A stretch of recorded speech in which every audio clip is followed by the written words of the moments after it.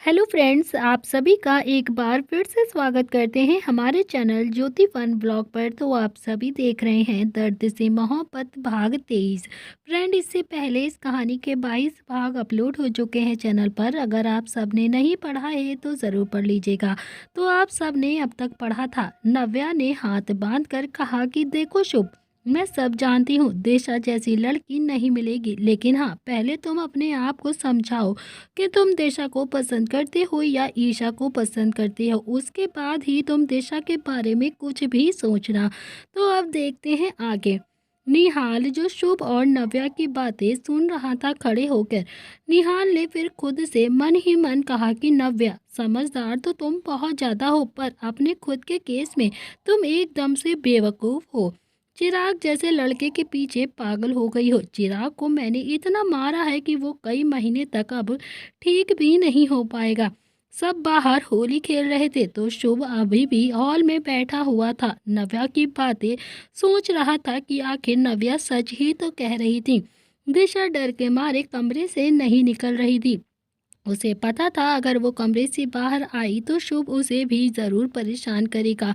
तो शुभ ने अभी बहुत देर सोचने के बाद मन ही मन खुद से कहा कि बस होली ही तो खेल रहा हूँ, इसमें गलत क्या है। मैं बस दिशा के साथ होली खेलूंगा और कुछ भी नहीं। बाकी गर्लफ्रेंड तो मेरी ईशा ही होगी। अब मैं बिल्कुल क्लियर हूँ कि ईशा मेरी गर्लफ्रेंड है और दिशा मेरी कुछ भी नहीं है। ईशा ही मेरी गर्लफ्रेंड रहेगी, लेकिन हाँ, मैं उसे जल्द ही अपना फ्रेंड जरूर बना लूंगा। ये सब सोचकर जो दिशा अभी कमरे से बाहर नहीं निकली थी, तभी शुभ दिशा के कमरे की तरफ बढ़ जाता है। शुभ दिशा के कमरे के बाहर आ गया था। शुभ ने अभी गेट को खोला तो दिशा ने अभी गेट अंदर से बंद किया हुआ था।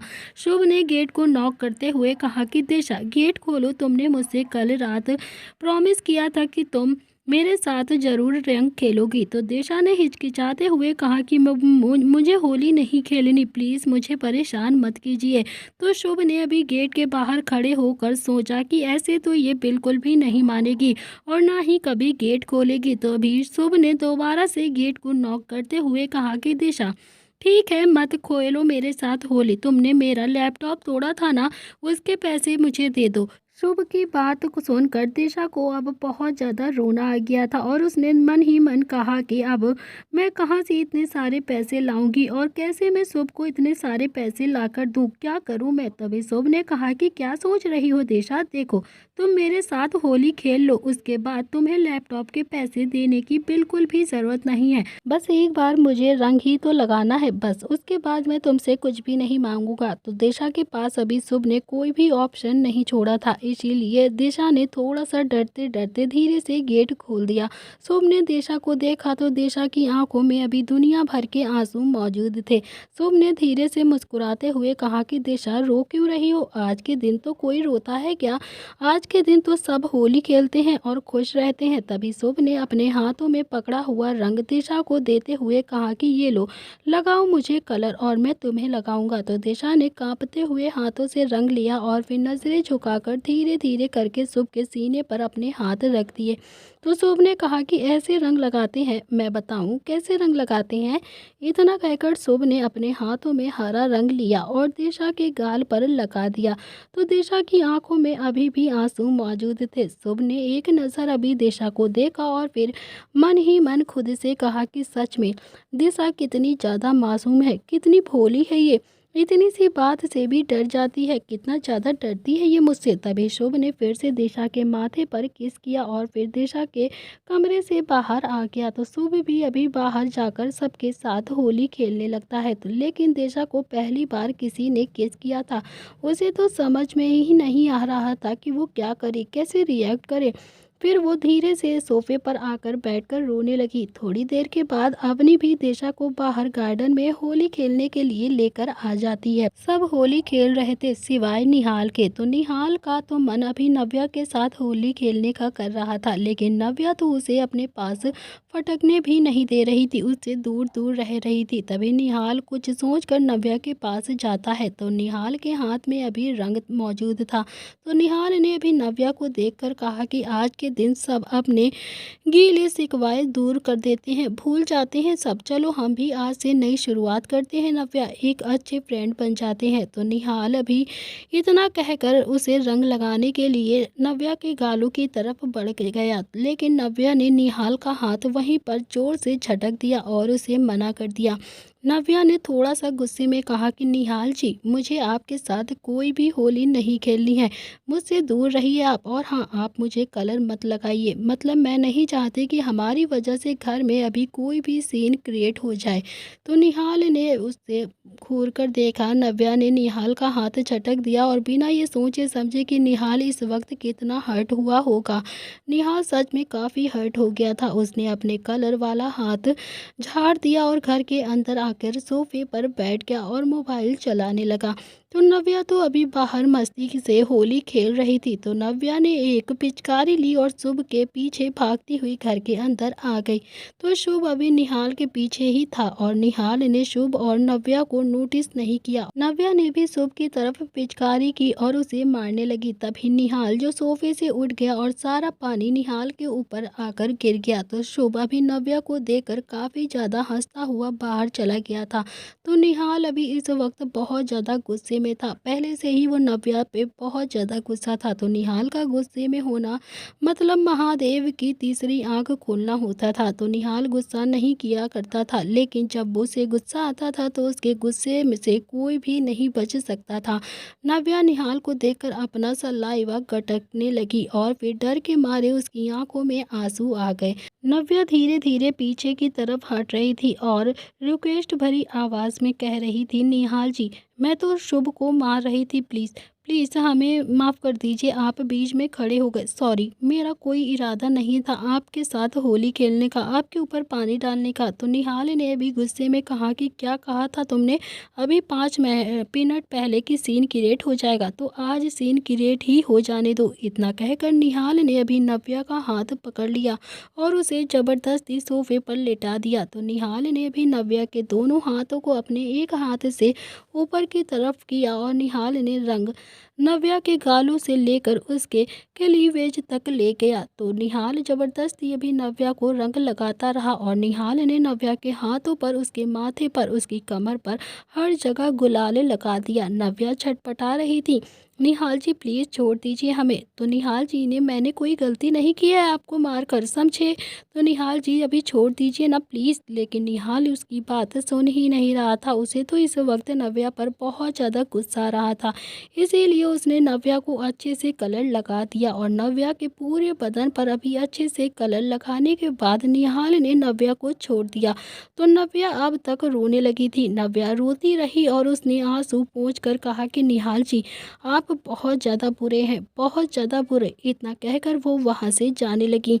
तो निहाल ने अभी उसका हाथ फिर से पकड़ लिया और निहाल ने नव्या को अपने कंधे पर उठा लिया और उसे बाहर लेकर जाने लगा। तो निहाल ने कहा कि नव्या, तुम्हें पता नहीं है कि बुरे लोग कैसे होते हैं, तुम्हें आज बताता हूँ कि बुरे लोग कैसे होते हैं। इतना कहकर निहाल ने गार्डन में बने हुए एक स्विमिंग पूल में नव्या को फेंक दिया। तो नव्या अभी पानी में छटपटा रही थी। फिर निहाल ने उसे पॉइंट करते हुए कहा कि नेक्स्ट टाइम से मुझे गुस्सा मत दिलाना, समझ गई ना। अब जाके निहाल का मूड ठीक हुआ था। अब निहाल भी सबके साथ आकर होली खेलने लगा था। थोड़ी देर के बाद नव्या भी अभी स्विमिंग पूल में से निकलकर होली खेलने लगी थी, लेकिन निहाल और नव्या के बीच अब काफ़ी ज़्यादा लड़ाई और ज़्यादा बढ़ गई थी। और इधर दूसरी तरफ दिशा जो होली खेल ही नहीं रही थी, बस सबको दूर से खड़ी होकर देख रही थी। वो एक जगह आराम से खड़ी थी, लेकिन दो लड़के हैं जो दिशा को बहुत ज़्यादा परेशान कर रहे थे। दिशा अपनी नज़र झुकाए, गर्दन झुकाए वहाँ पर खड़ी थी और वो लड़के बार बार आकर दिशा को कलर लगाने की कोशिश कर रहे थे और उसे परेशान कर रहे थे। तो दिशा भी आंखें झुकाकर नीचे नीचे रो रही थी और बार बार कह रही थी, प्लीज़ मत लगाओ मुझे रंग। उन दोनों लड़कों ने भांग पी रखी थी और फिर वो भांग भांग के नशे में भी थे। उन लड़कों में से एक ने कहा कि आज तो होली का त्यौहार है ना, तो कोई किसी को रंग लगाने के लिए कैसे मना कर सकता है। और वो दिशा को जबरदस्ती रंग लगाने लगा तो दिशा वहां से भाग गई। और शुभ जो होली तो खेल ही रहा था, लेकिन उसका पूरा ध्यान तो अभी सिर्फ दिशा पर ही था। शुभ समझ गया था कि दिशा को कोई परेशान कर रहा है। दिशा वहां से भाग रही थी कि तभी शुभ ने उसका हाथ पकड़ लिया और शुभ ने दिशा को अपनी तरफ खींच कर कहा कि क्या हुआ दिशा, तुम भाग क्यों रही हो? क्या तुम्हें कोई प्रॉब्लम है या फिर कोई तुम्हें परेशान कर रहा है? तो मुझे बताओ, मैं उसकी अभी बैंड बजाता हूँ। तो दिशा तो अभी शुभ से इतना ज़्यादा डरती थी, तो वो तो शुभ को कैसे बताती कि इसने धीरे से ही कहा कि नहीं, बस मुझे मेरे कमरे में जाना है। तभी वो लड़का पीछे भागता हुआ सामने की तरफ आ गया तो शुभ ने बिना सोचे समझे एक पंच उस लड़के के मुंह पर जोर से मार दिया। शुभ ने उसे पॉइंट करते हुए कहा कि ये प्रताप हाउस है, यहाँ कोई किसी के साथ कोई बदतमीजी नहीं करता है, तो तुमने इसके साथ बदतमीजी करने के लिए सोचा भी कैसे? दिशा तो शुभ को हैरानी से देख रही थी, जैसे कहना चाहती हो कि सीरियसली। वो लड़का वहां से भाग गया। तभी शुभ ने बाउंसर्स को इशारा किया और उन्होंने उन दोनों लड़कों को प्रताप हाउस से बाहर कर दिया। इधर दूसरी तरफ जिया जो रंग लेकर जय के पीछे भाग रही थी, और जय जो जिया से रंग नहीं लगवाना चाहता था। जिया ने भागते हुए कहा कि जय, रंग तो मैं तुम्हें लगा कर ही रहूंगी, चाहे कुछ भी हो जाए, तुम चाहे जितना भाग लो मुझसे। तभी नील ने जय को पीछे से कसकर पकड़ लिया और जय ने कहा कि सर, ये क्या कर रहे हैं आप? तो जिया मुझे रंग लगा देगी अगर आप ऐसे पकड़ेंगे। तो नील ने कहा कि हाँ, तो इसीलिए तो पकड़ा है, उसे कलर लगाने में कोई परेशानी ना हो। तभी जिया भागती हुई आई और उसने हंसते हुए कहा कि थैंक यू नील, ये जय मुझसे भाग रहा था, अब देखती हूँ ये कहाँ भाग कर जाता है। इतना कहकर जिया ने अपने दोनों हाथों से जय के गालों पर अच्छे से कलर लगा दिया। तो नील ने अभी जय को छोड़ दिया और जय ने थोड़ा सा नाराज होते हुए कहा कि क्या सर, आपने भी ना मुझे कलर लगवा दिया, मैं नहीं चाहता कि मुझे ये कोई भी कलर लगाए। नील ने कहा कि तो तू किस चीज का वेट कर रहा है, तू भी जा एंजॉय कर, वो बिना कलर लगवाए जाएगी, तो रंग दे उसे भी अपने रंग में। ये सुनते ही जय भी जिया के पीछे भागने लगा और उसने जिया को पकड़कर गोल गोल घुमा दिया। जिया काफी ज्यादा खुश हो रही थी जय के साथ। जय ने भी अभी जी भरकर जिया को रंग लगा दिया था। जिया ने कहा कि चलो शादी कर लेते हैं जय। तो जिया की बात सुनकर जय वहां से जाने लगा। तो जिया ने फिर से कहा कि लगता है जैसे नील ने तुम्हें पकड़ कर रंग लगवाया है ना, तो शादी भी तुम्हें पकड़ कर ही करवाना पड़ेगा। अब तो मुझे नील से फिर से बात ही करनी पड़ेगी। तो जिया की बात सुनकर जय एकदम से मुस्कुरा कर वहां से चला गया। तो रुद्र और किट्टू की तो अभी अपनी ही अलग होली चल रही थी। रुद्र बड़े ही प्यार से किट्टू को कलर लगाता और किट्टू मुस्कुरा देती। तो किट्टू अभी फिर से अपने गाल रुद्र के गालों पर रब कर देती। वहां पर बड़ा ही मजेदार सॉन्ग चल रहा था, बलम पिचकारी जो तूने मुझे मारी तो सीधी सादी छोरी शराबी हो गई, जीन्स पहन के जो तूने मारा ठुमका तो लड्डू पड़ोसन की भाभी हो गई। बैकग्राउंड में ये गाना चल रहा था और सब बहुत ज़्यादा मस्ती से होली खेल रहे थे और साथ ही साथ डांस कर रहे थे और काफ़ी ज़्यादा खुश थे। सब मस्ती में अभी होली खेल रहे थे कि तभी वहाँ पर रीता आंटी आ गई। तो रीता आंटी को देखकर नील निहाल एक दूसरे को देखने लगते हैं। तो नील तो अभी रीता आंटी को देखकर एक जगह पर जाकर बैठ गया। तो निहाल जो नील के पास आकर बोलता है कि अच्छा, मतलब तू डर गया रीता आंटी से, लगता है कि तुझ में अब वो दम नहीं। तो नील ने कहा कि हाँ, मैं डर गया, जा तू डाल के आ उनके ऊपर पानी, जाना। आया बड़ा डर गया। तनु शुभ को कलर लगाना चाहती थी तब, लेकिन तभी शुभ तनु को इग्नोर कर रहा था। तनु शुभ के पीछे पीछे चल रही थी। शुभ जो दिशा के पीछे पीछे आकर खड़ा हो गया था। तो शुभ ने कहा कि तनु, उस दिन मैंने तुम्हें कहा था ना कि तुम मुझसे दूर रहा करो और मुझे तुम में कोई भी इंटरेस्ट नहीं है, तुम मुझसे दूर ही रहा करो। लगता है उस दिन मैंने तुम्हें गलती से छोड़ दिया था, लेकिन आज नहीं छोड़ूंगा, सच में तुम्हें शूट ज़रूर कर दूंगा। तो तनु ने कहा कि मुझ में इंटरेस्ट नहीं है, तो किस में इंटरेस्ट है तुम्हें, इस नौकरानी में? तो शुभ ने अभी दिशा की तरफ देखते हुए कहा कि नौकरानी नहीं है ये, समझी तुम हमारे घर की मेहमान है, और हाँ, ये तुम्हारी तरह चिपकते भी नहीं है मुझसे। तनु मुंह बनाकर वहां से चली गई और दिशा जो एक नज़र अभी शुभ को देखती है, फिर वो भी मन ही मन अपनी नम आंखों से वहां से चली जाती है। तो नील निहाल की बातें अभी कर ही रहे थे कि शुभ एक पानी की बाल्टी लेकर उनके पास आया और निहाल समझ गया थे कि ये सब हम दोनों पर पानी डालने के लिए आए हैं। वो दोनों ही वहाँ से हट जाते हैं और वो सारा का सारा पानी रीता आंटी के ऊपर जाकर गिर जाता है। तो नील और निहाल तो वहाँ से भाग ही गए थे। शुभ ने खाली बाल्टी जल्दी से अपने मुंह पर छुपा ली।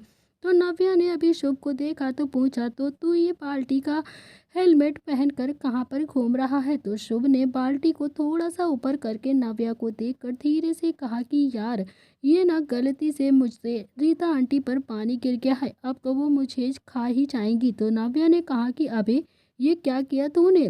तू तो जानता है ना उन्हें, वो तो नील भाई पर कितना ज़्यादा चिल्लाई थी। थोड़ी देर में ही रीता आंटी ने चिल्ला चिल्ला कर सबको वहाँ पर इकट्ठा कर लिया। तो दादी ने भी अभी रीता के पास जाकर पूछा, क्या हुआ बेटा, तू इतना ज़्यादा रो क्यों रही है? तो रीता ने गुस्से में कहा कि आपके पोते ने मुझ पर फिर से पानी डालकर मुझे भिगा दिया है। आप लोग मुझे बुलाते ही क्यों हो अगर आप अपने पोते को कंट्रोल में नहीं रख सकती हो तो दादी ने अभी नील, निहाल और शुभ की तरफ देखा तो अभी सब इधर उधर देखने लगते हैं और चलने लगते हैं। तब तक रुद्र भी किट्टू को लेकर वहां पर आ गया था। दादी ने पूछा कि इस बार किसने रंग डाला है तुम पर, मुझे बताओ तुम। तो रीता ने कहा कि इस नील ने, और किसने? तो नील ने भी चिढ़ते हुए अपना सिर निहाल के कंधे पर रखकर कहा कि ये मुझसे इतना ज़्यादा जली भुनी क्यों रहती है यार, जब देखो बस मुझे ही फंसा देती है। मैंने कब पानी डाला है इस पर, चुड़ैल कहीं की। निहाल ने कहा कि ये इतना ज़्यादा झूठ क्यों बोलती है, झूठी कहीं की। निहाल ने अपना एक हाथ नील के गाल पर रखकर कहा कि बस बस मेरे बच्चे रो मत, मैं समझ सकता हूँ तेरे दिल की हालत, अब क्या ही करूँ, तुझसे प्यार जो करती है इतना। तो शुभ अभी आगे आया और उसने हिम्मत करते हुए कहा कि रीता आंटी, नील भाई ने नहीं पानी डाला है आप पर, मैंने आपके ऊपर गलती से पानी डाल दिया है, हमें माफ़ कर दीजिए। तभी रीता ने धीरे से मुस्कुराकर शुभ को देखा और फिर बोली कि अरे नहीं नहीं शुभ बेटा, तुम तो बच्चे हो। रीता भी शुभ से इसीलिए इतना इम्प्रेस थी क्योंकि वो तनु की मॉम थी और वो उसकी शादी उससे करना चाहती थी। तो नील ने थोड़ा सा गुस्से में कहा कि ये 5 फुट 11 इंच आपको बच्चा नजर आता है? तो रीता ने फिर से गुस्से से कहा कि देखा देखा आपने चंद्रकला जी, ये कैसे बात करता है मुझसे। तो दादी ने अभी नील को चुप रहने का इशारा किया और फिर रीता से कहा कि देखो रीता, अब शुभ जब कह रहा है कि पानी उसने डाला है तो तुम मेरी नील को क्यों बदनाम कर रही थी, बोलो। अब शुभ ने डाला है तो तुम्हें शुभ का नाम बोलना चाहिए ना। तो रीता ने थोड़ा चिढ़ते हुए कहा कि मुझे समझ नहीं आता चंद्रकला जी की एक अनाथ के लिए आप इतना ज़्यादा पॉजिटिव क्यों रहती हैं, है तो ये आपका गोद लिया ही हुआ बेटा ना, लेकिन फिर भी आप नील को सबसे ज़्यादा प्यार करती हैं, मगर क्यों? तभी शुभ ने तेज से कहा तो आपको क्यों जलन लग रही है, क्या आप खुश नहीं लग रही हैं इससे? तो रीता ने कहा कि नहीं, मैं गलत नहीं कह रही हूँ बेटा, सच कह रही हूँ कि तुम्हारी दादी तुमसे और रुद्र से ज़्यादा नील को प्यार करती हैं। तो चंद्रकला कुछ बोलती उससे पहले ही रुद्र ने चिल्लाकर कहा कि आंटी, ये हमारे घर का मसला है तो आप इसमें ना ही बोलें तो ज़्यादा अच्छा होगा। मेरी दादी किसे प्यार करती हैं और किसे नहीं, ये आप हमें नहीं बताएंगी, हम खुद जानते हैं। और रही बात नील की, तो हम सब उससे अपना बड़ा भाई मानते हैं और बेहतर यही होगा कि आप हमें ये सब ना बताएं कि कौन अनाथ है और कौन अपना है। तो अब आप कृपा करके यहाँ से जा सकती हैं। तो दादी ने रुद्र को शांत रहने के लिए कहा। फिर दादी ने रीता को देखकर कहा कि मैं जानती हूँ तुम्हें नील पसंद नहीं है, लेकिन इसका मतलब ये नहीं है कि तुम हमेशा नील पर ही इल्ज़ाम लगाओगी। और एक बात हाँ, और मेरा नील मेरे रुद्र और मेरे शुभ से भी बढ़कर है, आज तुम इतनी बात समझ लो। दादी की बात सुनकर रीता एकदम से मटक कर वहाँ से चली गई। तो दादी ने नील की तरफ देखा। दादी को लगा कि नील को रीता की बातों का बुरा लगा होगा। नील को अब सब देख रहे थे तो सबको लगा कि नील को दुख हो रहा है। तभी नील ने हंसते हुए कहा कि बस करो यार, मैं इमोशनल हो जाऊंगा। तो दादी ने हंसते हुए नील के गाल पर अपना हाथ रखकर कहा कि नौटंकी है तू एक नंबर का। नील ने फिर रुद्र की तरफ देखकर कहा कि दादी को गले लगाते हुए कहा कि हाय दादी, आप कितनी अच्छी हैं, मुझे सबसे ज़्यादा प्यार करती हैं, जैसे वो रुद्र को चिढ़ा रहा हो। तभी रुद्र ने भी कहा कि मैं नहीं चिढ़ने वाला, तू चाहे जितना चिढ़ा ले। इसी तरह शाम हो चुकी थी। दादी ने कहा कि बस करो, कितनी होली खेलोगे, अब चलो सब लोग अंदर चलकर नहाकर डिनर करके आराम कर लो। तो दादी ने शुभ का हाथ पकड़ा और उसे घर के अंदर लेकर आ गई। जैसे ही वो नील का हाथ पकड़ने लगी तो शुभ वहाँ से भाग गया। तो दादी सबको पकड़ पकड़ कर अभी अंदर ला रही थी और सब बहाने से मार कर वहाँ से वापस होली खेलने के लिए जा रहे थे। तो दादी ने रुद्र से कहा कि तू तो मेरा समझदार बेटा है ना, कम से कम तू तो समझ जा। तो रुद्र ने कहा कि ठीक है दादी, समझ जाता हूँ। इतना कहकर रुद्र ने अभी किट्टू का हाथ पकड़ा और उसे अपने कमरे में लेकर आ गया। धीरे धीरे अब सब कोई अंदर आ गया था। तो नव्या जो अभी कमरे में आई थी वो दिशा बाथरूम में ही थी, इसीलिए उसने सोचा कि वो शुभ के बाथरूम में जाकर फ्रेश हो जाती है। तो नव्या अभी बिना सोचे समझे ही शुभ के कमरे में चली गई थी। तभी उसने शुभ की आवाज़ हॉल में आती हुई सुनी। तो नव्या ने देखा तो शुभ तो अभी हॉल में ही बैठा हुआ था, पकौड़े खा रहा था। तो नव्या अभी शुभ के कमरे में गई और जाते ही उसने बाथरूम का गेट खोल दिया। तो सामने का नज़ारा देखकर नव्या एकदम से चीखी। नव्या को देखकर निहाल भी चीख पड़ा, क्योंकि निहाल अभी बिना अंडरवियर पहने ही नहा रहा था। तो नव्या ने जल्दी से गेट को बंद किया और कमरे से बाहर जाने लगी, लेकिन वो अभी पूरी तरीके से गेट से बाहर जाती उससे पहले ही निहाल ने उसका हाथ पकड़ लिया और कमरे में खींचकर उसे गेट बंद कर लिया। नव्या तो शर्म के मारे निहाल की तरफ देख ही नहीं रही थी। उसने अपनी आंखें जल्दी से बंद करी और जोर जोर से उसे धक्का देने लगी। तो निहाल अभी आगे आता जा रहा था और नव्या पीछे हटती जा रही थी। तो नव्या ने हिम्मत करते हुए कहा कि निहाल जी, कुछ पहन लीजिए प्लीज़ प्लीज़, जल्दी से कुछ पहन लीजिए। तो निहाल ने थोड़ा सा गुस्से में कहा कि आंखें खोलकर देखो, टॉवल पहना हुआ है मैंने, समझी तुम। तो निहाल ने भी गुस्से में कहा कि यहाँ पर क्या कर रही थी तुम, और हाँ, किसी के बाथरूम में ऐसे ही घुसती चली जाती हो क्या? नॉक करना नहीं आता है क्या तुम्हें? बिल्कुल भी अकल नहीं है, तमीज नहीं है क्या अंदर तुम्हारे? और बिल्कुल शर्म भी नहीं आती है तुम्हें? घर में किसी को पता चलेगा कि तुमने मुझे ऐसे देखा है तो सब क्या सोचेंगे मेरे बारे में, बोलो तुम। तो नव्या ने भी मन ही मन खुद से कहा कि ये तो इतना रिएक्ट कर रहे हैं जैसे मैं लड़का हूँ और ये एक कम सिन कली है, लड़कियों से ज़्यादा ये रिएक्ट कर रहे हैं। हाय राम, क्या ही करूँ मैं इनका। तो नव्या ने भी अपना सलाइवा धीरे से गटकते हुए कहा कि वो मैं नहाने के लिए आई थी यहाँ पर, सॉरी मैंने कुछ नहीं देखा था वैसे। तो निहाल ने भी नव्या को देखकर कहा कि सॉरी बोलने की ज़रूरत नहीं है, अब जो कुछ भी बोलना है ना तो तुम जाकर दादी से ही बोलना, मैं अभी जाकर तुम्हारी शिकायत दादी से करके आता हूँ, समझे तुम। तो नव्या ने भी थोड़े से गुस्से में कहा कि दिमाग खराब है क्या आपका, जो आप मेरी शिकायत दादी से करने जा रहे हैं? क्या करेंगी दादी, क्या कहेंगी वो बताइए? वैसे भी मेरी गलती नहीं थी, अंदर से बाथरूम लॉक क्यों नहीं किया आपने? बोलिए, आप कैसे ऐसे नहा रहे थे? तो निहाल ने भी गुस्से में कहा कि लॉक नहीं करूँगा तो धन आती हुई तुम मेरे बाथरूम में आ जाओगी क्या? तो नव्या ने कहा कि निहाल जी हाथ छोड़िए पहले हमारा, और ये कोई टॉपिक नहीं है डिस्कशन करने का, समझे आप, छोड़िए मुझे। तो निहाल ने भी नव्या को नहीं छोड़ा बल्कि और उसे खींचकर अपने करीब कर लिया।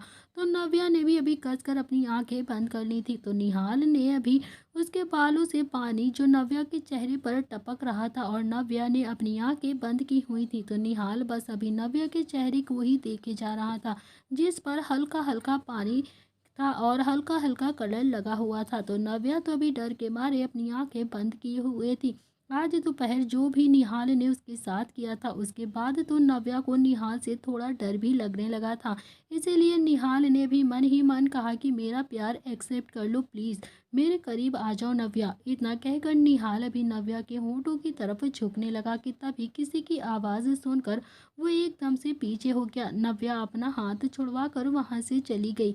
इधर दूसरी तरफ रुद्र ने किट्टू को अपनी गोद में उठाया हुआ था और रुद्र ने कहा कि अब हस्बैंड वाइफ जो साथ में नहा भी सकते हैं, चलो हम साथ में नहा लेते हैं। लेकिन किट्टू जो पैर पटकती रही थी, नहीं मुझे नहीं नहाना। लेकिन किट्टू बार बार नामे अपनी गर्दन जो हिला रही थी। रुद्र ने कहा कि तुम्हारे पैर पटकने से डरता नहीं हूँ मैं, चलो चुपचाप मेरे साथ बाथरूम में।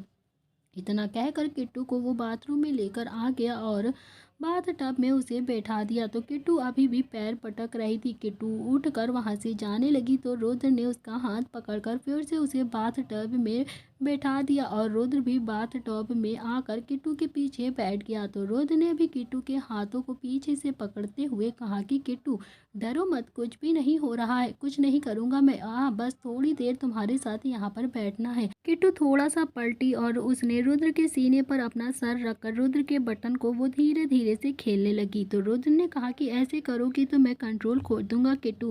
तभी किट्टू ने रुद्र को हैरानी से देखा। तो रुद्र ने कहा कि हाथ देखो अपना, क्या कर रही हो तुम, बोलो, तुम खुद ही ऐसे छेड़ती हो, फिर मुझसे उम्मीद करती हो कि मैं तुम्हारे साथ कुछ भी ना करूं, अपने ऊपर कंट्रोल कर लूं, बोलो कैसे कंट्रोल कर लूं मैं खुद पर। तो किट्टू ने अभी रुद्र के सीने पर हल्का सा मार दिया और फिर रुद्र ने किट्टू को सीने से लगाकर कहा कि किट्टू मैं तुम्हें बहुत ज़्यादा प्यार करता हूँ, बहुत ज़्यादा, पता नहीं इतना प्यार कब हुआ मुझे तुमसे, मैंने कभी सोचा भी नहीं था, तुमने मुझे देखा भी नहीं, कभी मेरे करीब भी आने की कोशिश नहीं की थी, कभी मुझसे शिकायत भी नहीं की थी, कभी मुझे सज धज के मेरे सामने भी नहीं आई, कभी मुझे इम्प्रेस करने के लिए कोशिश भी नहीं करी, तुमसे इतना प्यार करने लगा कि तुम्हारी सहनशीलता ने ही मुझे पिघला दिया, क्या करूं मैं। तो रुद्र की बात सुनकर किट्टू की आंखें एकदम से नम होकर रुद्र को देखती हैं। तो रुद्र ने भी किट्टू के गाल पर किस करते हुए कहा कि सॉरी, मैं ना बहुत ज़्यादा बुरा हो गया था तुम्हारे साथ में, मैं कोशिश करूंगा कि अब मैं तुम्हारे साथ हमेशा अच्छा रहूं। तो रुद्र किट्टू अभी एक दूसरे के गले लग गए और बाथरूम में ही बैठे रहे। तो थोड़ी देर के बाद रुद्र भी किट्टू को किस करने लगा। किट्टू की आंखें भी बंद हो गईं और उसके हाथ रुद्र के कुर्ते के कॉलर पर कस गए। इधर दूसरी तरफ नील शावर के नीचे अवनी को किस कर रहा था। तो नील ने अवनी के दोनों हाथों को दीवार पर लगा कर रखा था और अवनी जो नील को बर्दाश्त नहीं कर पाती थी, जबकि नील उसके साथ बहुत प्यार से इन्वॉल्व होता था। थोड़ी देर के बाद नील ने अवनी को छोड़ा तो अवनी ने धीरे से कहा कि नील प्लीज छोड़ दीजिए ना, अब दर्द हो रहा है मुझे। तो नील अभी अवनी की हालत समझ रहा था। नील ने अवनी को गले लगाकर कहा कि क्या हुआ, तुम मेरे साथ कंफर्ट फील नहीं करती हो क्या। तो अवनी ने अपनी गर्दन ना में झुकाकर कहा कि नहीं, मुझे ना आपसे जब दूर से प्यार करती थी तो बहुत ज़्यादा आसान लगता था सब कुछ, जब आपके करीब आते हैं ना तो कुछ होता है, डर लगता है और घबराहट होती है हमें और अनकंफर्टेबल भी फील होता है। तो नील ने अभी फिर से अपने होंठ अवनी के होंठों पर रख दिए और उसे किस करने लगा। 5 मिनट के बाद नील ने अवनी को छोड़ दिया और खुद से दूर करके कहा कि अब तुमने मुझे ना प्यार किया तो तुम्हें मुझे झेलना ही पड़ेगा ना, अब मैं ही क्या कर सकता हूँ। तो नील की बात सुनते ही अवनी की सांसें एकदम से रुक रही थी। तो अवनी ने नील को कसकर गले लगा लिया। तो नील ने अभी अवनी के बालों को सहलाते हुए कहा कि मैं बाहर जा रहा हूँ, चेंज करके अभी आ जाऊंगा। तो दिशा भी अभी नहाकर सीढ़ियों से नीचे आ रही थी। शुभ जो अभी तक नहाया नहीं था वो सोफे पर बैठकर गुझिया खा रहा था। शुभ की नज़र जब दिशा पर पड़ी तो उसे देखता ही रह गया। दिशा ने वाइट कलर का नाइट सूट पहना हुआ था। दिशा तभी तक नहाकर बाहर आई ही थी कि तभी दिशा बहुत ज़्यादा फ्रेश फ्रेश लग रही थी। दिशा का चेहरा बहुत खुश लग रहा था। चेहरे पर गीले बाल जो दिशा को और भी ज़्यादा स्वीट और मासूम बना रहे थे। शुभ तो बस अभी दिशा को देखता ही रह गया था। बहुत देर तक देखने के बाद शुभ ने खुद से कहा कि ये लड़की वाइट क्यों पहनती है, इसके अलावा भी तो 11 कलर होते हैं ना, ये तो कुछ भी पहने अच्छी ही लगेगी। तो शुभ ने देखा कि दिशा भी किचन में गई और उसने अपना खाना सर्व किया और ऊपर जाने लगी। जब तक दिशा ऊपर नहीं चली गई शुभ उसे देखता ही रहा। उसने अपने मन ही मन फिर खुद से कहा कि ईशा मेरी गर्लफ्रेंड है और दिशा मेरी, तो फिर दिशा मेरी कुछ भी नहीं है, मैं इसे जल्द ही अपना फ्रेंड बनाकर मैं सब कुछ क्लियर कर लूँगा। जबकि शुभ ईशा दिशा में काफ़ी ज़्यादा कंफ्यूज हो चुका था। इधर दूसरी तरफ निहाल जो तैयार होकर बाहर आया तो उसकी नज़र अभी नव्या पर पड़ी। तो नव्या ने तो अभी अपनी नज़रें नीचे चुरा ली थी। नव्या धीमी धीमी मुस्कुराते हुए निहाल के पास से होते हुए किचन में चली गई। तो निहाल भी अभी खुद पर हल्का सा मुस्कुरा देता है। तो निहाल अभी सीधा शुभ के पास गया। निहाल ने शुभ से कहा कि शुभ जल्दी से नहा ले, फिर अपना प्रोग्राम करते हैं। वैसे भी दादी के चक्कर में तो आज पूरा दिन गला सूखा ही रह गया था। तो शुभ ने कहा कि गला तो सूखा नहीं रहता है, लेकिन 2 साल पहले जो आपने और नील भैया ने धमाकेदार किया था ना, उसको देखते ही दादी ने हमारी बैन कर दी थी ये सारी चीज़ें। तो निहाल ने कहा कि तू जा नहा ले पहले, मैं नील और रुद्र को फ़ोन करता हूँ, फिर बैठ के पीते हैं चारों भाई। तो शुभ निहाल के पास से चला गया। निहाल ने अभी एक कोल्ड ड्रिंक में ड्रिंक ऐड की और गिलास को लेकर खड़ा हो गया। तभी वहाँ पर दादी आ गई। तो दादी ने कहा कि निहाल ये क्या पी रहा है तू, बता मुझे, तुझे मना किया था ना मैंने कि होली पर ये सब कुछ नहीं करना है, फिर भी तू नहीं मान रहा है मेरी बात। लगता है तुझे सबक सिखाना पड़ेगा। तो निहाल अभी खुद को बचाते हुए बोलता है, दादी ये कोल्ड ड्रिंक है, यकीन नहीं आता है तो आप खुद ही इसे पीकर देख लीजिए। तो दादी ने निहाल के हाथ से ड्रिंक ली और एक ही सांस में वो पीरा पी गई। तो निहाल ने अभी अपना सिर पटक लिया। निहाल को बिल्कुल भी अंदाजा नहीं था कि कुछ ही सेकंड में ये जो ड्रिंक उसने अपने लिए बनाई थी वो दादी के पेट में होगी। तो दादी ने अभी ड्रिंक पीकर कहा कि सही कह रहा था तू, बिल्कुल सही की, ये तो ड्रिंक है, जो पी ले इसे भी तू भी जाकर।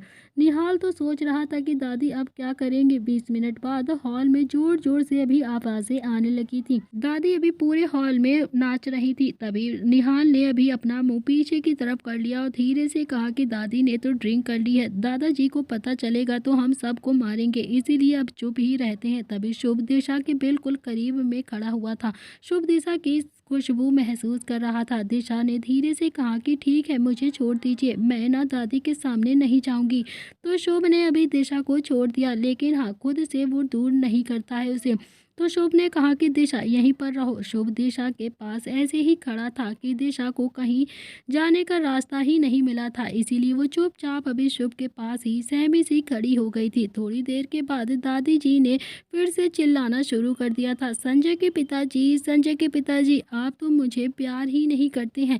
जब हमारी नई नई शादी हुई थी तो राजदूत पर तुम मुझसे मिलने के लिए आया करते थे। अब देखो कि एक ही घर में रहते हैं, लेकिन फिर भी मुझे देखते भी नहीं है। मुझे बहुत गुस्सा आता है आप पर। दादाजी ने गुस्से में घर में नजर घुमाई तो उन्हें कोई भी नहीं दिखाई दिया, लेकिन दादाजी समझते थे कि सब अभी आस पास ही हैं और छुप रहे हैं। तभी दादाजी ने गुस्से में नील को आवाज लगाई, नील देखो तुम्हारी दादी को क्या हो गया है, ये ऐसे चिल्ला क्यों रही है, जल्दी से बाहर आओ सभी लोग। तो नील ने अपना सिर पकड़ कर कहा कि इस घर में सबको नील ही क्यों नजर आता है, क्या करूं, बैंड बज जाएगी आज तो मेरी, मैं तो नहीं आ रहा बिल्कुल भी, खुद की बीवी है, संभालो आप जाकर, मैं अकेला ही क्यों झेलूं संजय के पिताजी पर अब दादी का कहर बरसेगा। तभी नील बाहर नहीं गया, क्योंकि नील जानता था कि दादाजी का गुस्सा सारा उस पर ही उतरेगा अगर वहां पर कोई भी नहीं गया। तो दादाजी ने फिर से रुद्र को आवाज लगाई, रुद्राक्ष बाहर आओ। तभी किट्टू बाहर जाने लगी तो रुद्र ने किट्टू का हाथ पकड़कर कहा कि तुम पागल हो गई हो क्या, दिख नहीं रहा है कि दादाजी कितने ज्यादा गुस्से में है, खुद भी डांट खाओगी और मुझे भी पिटवा दोगी, चुपचाप से यहीं पर खड़ी रहो, बस नजारा देखो कि क्या हो रहा है। आज दादी ना संजय के पिताजी को छोड़ेंगे नहीं, आज तो सारा गुस्सा बरसेगा दादाजी पर, बहुत ज्यादा हैंटर निकालते हैं ना। किट्टू ने हैरानी से रुद्र को देखा, जैसे पूछ रही हो कि दादाजी बुला क्यों रहे हैं आपको, क्यों नहीं जा रहे आप। तो रुद्र ने किट्टू के गालों को पकड़कर कहा कि क्योंकि मेरे छोटे खरगोश दादाजी इस वक्त बहुत ज़्यादा गुस्से में है, उनका सारा गुस्सा मैं झेलूं, मुझ में इतनी ज़्यादा हिम्मत नहीं है। इतना कहकर उसने किट्टू को पीछे से गले लगा लिया और किट्टू ने भी अपनी गर्दन उसके मुंह में छुपा ली। तो दादाजी को अब और भी ज़्यादा गुस्सा आने लगा था। दादाजी ने कहा कि इस घर में कोई मर गया है क्या, जो कोई भी बाहर नहीं आ रहा है, कोई सुन क्यों नहीं रहा है मेरी बात, बाहर आओ सब के सब, मैं जानता हूँ कि तुम सब यहीं पर हो, चुपचाप से बाहर आ जाओ। तो दादाजी ने अभी इतने कहने पर ही कोई भी बाहर नहीं आया था। दादाजी ने शुभ को आवाज़ लगाई, शुभ भी बाहर नहीं आया। तो दादाजी ने निहाल को आवाज़ लगाई, निहाल तो बाहर आना ही नहीं चाहता था, क्योंकि तो वो तो पहले से ही दादाजी को बहुत डरता था, क्योंकि कांड तो निहाल का ही हुआ था ना। तो निहाल ने कहा कि गलती तो सारी मेरी ही है, लेकिन ओके भी, दादाजी को गुस्सा झेलने के लिए हिम्मत तो मुझे नहीं है बिल्कुल भी। तो नव्या ने निहाल के पीछे से कहा कि जब गलती की है तो जाओ, दादाजी बुला रहे हैं ना तुम्हें, तो आखिर आप उनके पोते सम्मान जो हो। तो निहाल ने अभी नव्या को देखकर कहा कि हाँ सही कहा, जाओ और हंटर से पिट कर आ जाओ, है ना, कि तुम क्यों नहीं चली जाती, जाओ जाओ, इतना ही दादाजी की पोती बन रही हो तो जाओ ना। तो नव्या ने भी अभी मुंह बनाते हुए कहा कि मुझे आपसे ज़्यादा डर लगता है, मैं नहीं जाऊंगी, समझे आप। तो दूसरी तरफ दादी जी जो बार बार दादाजी को ताने दे रही थी, दादी ने नशे की हालत में कहा कि संजय के पिताजी, याद है कि हम पहली बार कब मिले थे, कुछ भी नहीं याद रहता आपको, याद याद करिए वो दिन। दादाजी ने कहा कि बस करो चंद्रकला, कमरे में चलते हैं, बच्चे सुनेंगे तो क्या सोचेंगे। तो दादी जी ने कहा कि नहीं, पहले आप मुझे गाना सुनाओ जो आप हमेशा मेरे लिए गाते थे, तब ही जाऊंगी कमरे में। तो दादाजी ने कहा कि चंद्रकला पहले कमरे में चलो, फिर मैं सुनाता हूँ तुम्हें गाने। तो दादी ने कहा कि ये चंद्रकला चंद्रकला क्या लगा रखा है, आप तो मुझे चांद कहते थे ना, चांद कहिए ना, प्लीज़ कहिए ना चांद हमें, मेरी प्यारी सी चांद मेरे करीब आओ। ये सुनने के लिए मैं कितना पर तरसती हूँ। ये सुनते ही अभी सब हंसने लगे थे, लेकिन आवाज़ किसी की भी नहीं निकली थी। शुभ ने तो हंसते हंसते दिशा के कंधे पर अपना सर रख दिया था। तो शुभ ने अभी हंसते हुए दिशा को देखकर कहा कि दादी, आज ना संजय के पिताजी को रोमांस सिखाकर ही रहेंगी। तो दादी ने कहा कि हाँ, जल्दी से सुनाओ मुझे। तो दादाजी ने गुस्से में कहा कि चंद्रकला कमरे में चलो, बच्चे क्या सोचेंगे। दादी ने कहा कि क्या सोचेंगे बच्चे हमसे, हम बच्चे से नहीं हैं, बच्चे हमसे हैं। कोई फालतू बोलेगा तो एक एक हंटर लगा देना, और क्या, आप बस मुझे गाना सुनाओ। तो दादी जी ने फिर से कहा। तो दादाजी ने अपनी कड़क हुई आवाज़ में कहा कि महबूब मेरे महबूब, तू ही तो है दुनिया की कितनी हंसी, जो तू नहीं तो कुछ भी नहीं। तो दादाजी की आवाज़ में अभी गाना कम और डांट ज़्यादा लग रही थी। तो नील ने हंसते हुए अभी अवनी का हाथ पकड़ा हुआ था और उसे गोल गोल घुमाकर गाना गुनगुना रहा था, जो तू नहीं तो कुछ भी नहीं, ओ मेरे महबूब, ओ मेरे महबूब। तो अवनी को भी हंसी आ रही थी और शर्म भी। तो दादी जी ने चिल्लाते हुए कहा कि संजय के पिताजी, ये वाला गाना नहीं, दूसरा वाला सुनाइए। तो दादाजी ने अभी दूसरा गाना गाया। मैंने पूछा चांद से, देखा है कहीं मेरे यार सा हंसी, चांद ने कहा चांदनी की कसम नहीं। तो रुद्र ने अभी किट्टू के गालों पर किस करते हुए गाना गुनगुनाया। चांद ने कहा कि चांदनी की कसम नहीं नहीं नहीं। तो दादी ने अभी भी गुस्से से कहा कि संजय के पिताजी, ये भी नहीं, ये गाना नहीं सुनना मुझे, वो गाना गाओ ना जो आपने मुझे पहली रात को सुनाया था। दादाजी ने तो अपना सर गुस्से से पकड़ लिया। तो दादाजी को अब समझ में नहीं आ रहा था कि वो अब क्या करें, कैसे चंद्रकला को समझाकर कमरे में ले जाएं। दादाजी बार बार कह रहे थे कि चंद्रकला अंदर चलो, कमरे में चलकर बात करते हैं, चंद्रकला अंदर चलो प्लीज़। पर दादी जी तो सुन ही नहीं रही थी। दादा दादी की इतनी ज़्यादा कन्वेंशन सुनकर तो अब सबको हंसी आ रही थी, पर आवाज़ किसी की भी नहीं निकल रही थी। दादी ने चिल्लाते हुए कहा कि ये वाला गाना नहीं सुनना, नहीं सुनना, तुम कम सन सी कली नादान हो, सोचता हूँ मैं कि तुम्हें प्यार ना करूँ, ये वाला गाना सुनाओ मुझे जल्दी से। तभी शुभ ये गाना सुन तो रहा था और धीरे से दिशा के गाने में गुनगुनाते हुए बोल रहा था कि सोचता हूँ कि तुम्हें प्यार ना करूँ, फिर भी तुम्हें प्यार करने लगता हूँ। तो दादाजी को अब दादी की बात पर काफ़ी गुस्सा आने लगा था। दादाजी ने गुस्से में थोड़ा सख्ती से कहा कि चंद्रकला तुम पर तो वो गाना बिल्कुल भी सूट करता है, पत्थर के सनम तुझे मोहब्बत का खुदा जाना, बड़ी भूल हुई, अरे हमने ये क्या समझाया, क्या जाना। ये गाना सुनते ही अब सब काफ़ी ज़्यादा हंसने लगे थे, लेकिन इस बार भी आवाज़ किसी की बाहर नहीं आई थी। निहाल ने नव्या के कान में धीरे से कहा कि पत्थर के सनम तुझे हमने मोहब्बत का खुदा जाना, पर बड़ी भूल हुई कि अरे हमने ये क्या समझाया, क्या जाना। तो भी दादी जी ने फिर से चिल्लाकर कहा कि चंद्रकला अंदर चलो। तो दादी जी ने फिर चिल्लाकर कहा कि नहीं जाऊंगी। तो अभी दादाजी को बहुत ज़्यादा गुस्सा आ गया था। पता नहीं किसने ये सब खिला पिला दिया है तुम्हें, जो तुम ऐसे बिहेव कर रही हो, कल बताता हूँ सबको। तभी दादी ने आंखें सिकोड़ कर दादाजी को देखकर फिर से बोला कि संजय के पिताजी, अब तो आपको मेरी हर बात बुरी लगती है। पहले तो मेरी कड़वी बातें भी आपको प्यारी लगती थी। जब हमारी शादी तय हुई थी तो मुझसे मिलने 100 किलोमीटर राजदूत पर भी आते थे, सिर्फ मेरी एक झलक देखने के लिए। और हाँ, अब सारा सारा दिन आपके सामने ही तो रहती हूँ, मगर एक बार भी मुझे नहीं कहते कि चंद्रकला तुम पर अभी ये रंग कितना ज़्यादा प्यारा लग रहा है, कितनी सुंदर लग रही हो तुम। तो दादी ने अभी अपने दोनों हाथ से अपने सिर पकड़ते हुए कहा कि जब मैं गुलाबी रंग की साड़ी पहनती थी तो दिन रात आप मेरी तारीफ किया करते थे, और अब देखो एक बार भी मुंह से नहीं निकलता है कि चांद तुम पर ये रंग कितना ज़्यादा अच्छा लगता है। पहले काम से जल्दी आ जाया करते थे और पूरा पूरा दिन मेरे साथ किचन में खड़े होकर बातें किया करते थे, और अब तो आपको आपके काम से फुर्सत ही नहीं मिलती है, मेरी तरफ नज़र उठाकर देखते भी नहीं। बात क्या खाक करेंगे आप। बस अपने कागज पत्र में ही लगे रहते हैं, जब देखो तब बस घुसे रहते हैं अपनी फाइलों में। दादाजी ने थोड़ा सा गुस्से से कहा कि बस करो चंद्रकला, बच्चे सुनेंगे तो क्या ही सोचेंगे, इस उम्र में भी ये सब अच्छा नहीं लगता है क्या तुम्हें? तो दादी ने उठकर अपने हाथ दादी जी के बाहों में डालकर कहा कि प्यार की कोई उम्र नहीं होती है संजय के पिताजी। प्यार प्यार होता है, हर उम्र में होता है, इसलिए बच्चों से क्या डरना। प्यार तो वो कभी भी बूढ़ा नहीं होता, प्यार हमेशा जवान रहता है। बूढ़े तो हम हो गए हैं, हमारा प्यार तो अभी भी जवान है। तो दादाजी ने दादी का हाथ पकड़ कर कहा कि चंद्रकला चलो अंदर चलो, तो वहीं बातें करते हैं, ये सब कुछ सब बच्चे सुन लेंगे। तो दादी ने अपना हाथ दादाजी से छुड़वाते हुए कहा कि अरे कहाँ लेकर जा रहे हैं मुझे आप, शर्म नहीं आती क्या? इस उम्र में भी कमरे में लेकर जाओगे क्या मुझे? तो दादाजी जो अब तक अपना सिर पकड़कर सोफे पर बैठ गए थे, तो दादाजी को अभी समझ में नहीं आ रहा था कि वो चंद्रकला को कैसे हैंडल करें।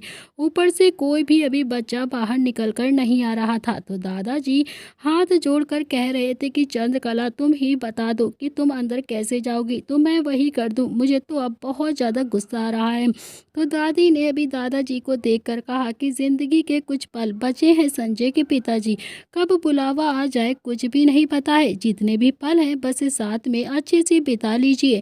तो चंद्रकला की बात सुनकर अभी दादाजी थोड़ा सा इमोशनल हो गए थे और उन्हें दादी जी की तरफ देखकर थोड़ी सी इमोशनलनेस आ रही थी। वो चंद्रकला के पास बैठकर बोली, अच्छा बताओ चंद्रकला क्या चाहिए तुम्हें? तो दादी ने अपना सिर दादाजी के कंधे पर रख दिया और कहा कि मुझे वो सब दोबारा से कहिए जो आपने मुझे पहली रात को कहा था, मुझे तो बस यही सुनना है और कुछ नहीं। तो दादा अभी दादी की बात सुनकर सीरियस हो गए थे और सभी कोई सीरियस हो गया था। दादी जी ने दादी जी के हाथ को पकड़कर कहा कि चांद तुम मेरे अपना सब कुछ छोड़कर आई हो, मैं कोशिश करूँगा कि तुम्हें वो सब कुछ खुशी दूँ, सब कुछ दूँ जो तुम डिज़र्व करती हो। कोशिश करूँगा कि तुम्हारी आंखों में कभी भी आंसू ना आए, और अगर आंसू आ भी गए ना तो उन आंसुओं की वजह ही ख़त्म कर दूँगा। तुम्हारी मर्जी के बगैर तुम्हारे साथ कभी भी ज़बरदस्ती नहीं करूँगा, हक के नाम पर कभी भी तुम्हें टॉर्चर नहीं करूँगा, तुम्हारी मर्जी से ही तुम्हारे करीब आऊँगा। और हाँ, ये बात सुनकर अभी नील जो बहुत ज़्यादा सीरियस हो गया था, उसकी आंखें हल्की सी नम हो गई थी। अवनी ने ये नोटिस कर लिया था, तो अवनी को भी बहुत ज़्यादा बुरा लग रहा था।